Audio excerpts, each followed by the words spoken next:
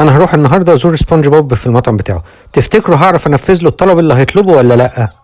تابعوا الفيديو للاخر وانتوا هتشوفوا ايه هو الطلب. دول طلبوا مني اسرق الخلطه السحريه بتاعت مطعم تاني. يا ريت تردوا في التعليقات اذا كنت المفروض اسرق الخلطه السحريه ولا ما اسرقهاش.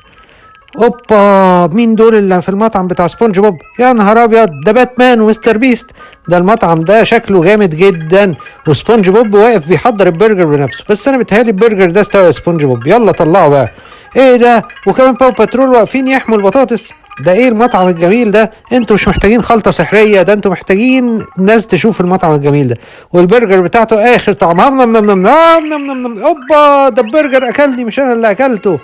واحنا هنا وقفنا في المخزن بتاع الخلطة السحرية. يلا نسرق الخلطة ونجري على طول. عايزيننا نقطع الاسلاك دي بالترتيب، بس في مشكلة، لازم حد كبير يكون معانا واحنا بنقطع الاسلاك.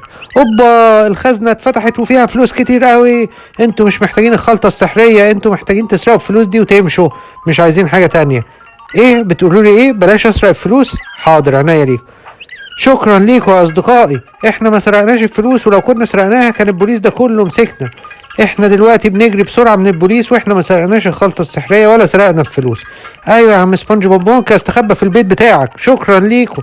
ادوس على الباب ده وايه اللي هيحصل؟ اما نشوف لما ندوس على الزرار الاحمر ده ايه اللي ممكن يحصل.